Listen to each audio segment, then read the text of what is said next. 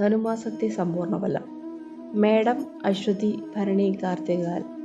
ധനുമാസം മേടക്കൂറുകാർക്ക് പൊതുവെ അനുകൂലമായ ഫലങ്ങൾ നൽകുന്ന മാസമാണ്. ആരോഗ്യപരമായ കാര്യമായ പ്രശ്നങ്ങളില്ലാതെ മുന്നോട്ട് പോകും. എങ്കിലും ചെറിയ ആരോഗ്യ പ്രശ്നങ്ങളെ അവഗണിക്കരുത്.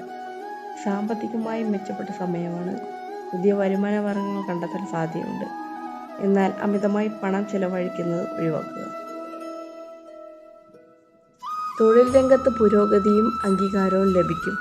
പുതിയ പ്രോജക്റ്റുകൾ ഏറ്റെടുക്കാനും അവസരം വരും. കുടുംബത്തിൽ സന്തോഷവും സമാധാനവും നിലനിൽക്കും. ബന്ധുജനങ്ങളുമായുള്ള ബന്ധം ശക്തിപ്പെടും. മാനസികമായ ഉന്മേഷവും ആത്മവിശ്വാസവും ഉണ്ടാവും.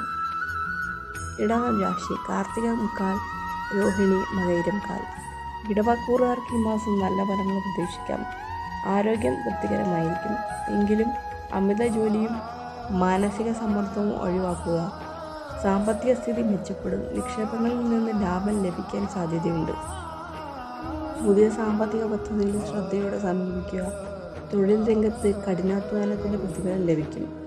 സഹപ്രവർത്തകരുമായി നല്ല ബന്ധം സ്ഥാപിക്കാൻ സാധിക്കും. കുടുംബത്തിൽ ഐക്യവും സന്തോഷവും ഉണ്ടാകും. ദൂരയാത്രകൾക്ക് സാധ്യതയുണ്ട്.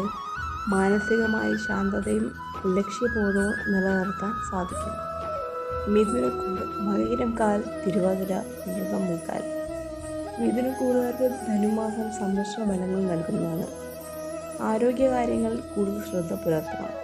ഭക്ഷണത്തിലും വ്യായാമത്തിലും ചിട്ടകൾ പാലിക്കുക. സാമ്പത്തികമായി ചില അപ്രതീക്ഷിത ചിലവുകൾക്ക് സാധ്യതയുണ്ട്. അതിനാൽ സാമ്പത്തിക കാര്യങ്ങളിൽ കൂടുതൽ ശ്രദ്ധയും ആസൂത്രണവും ആവശ്യമാണ്.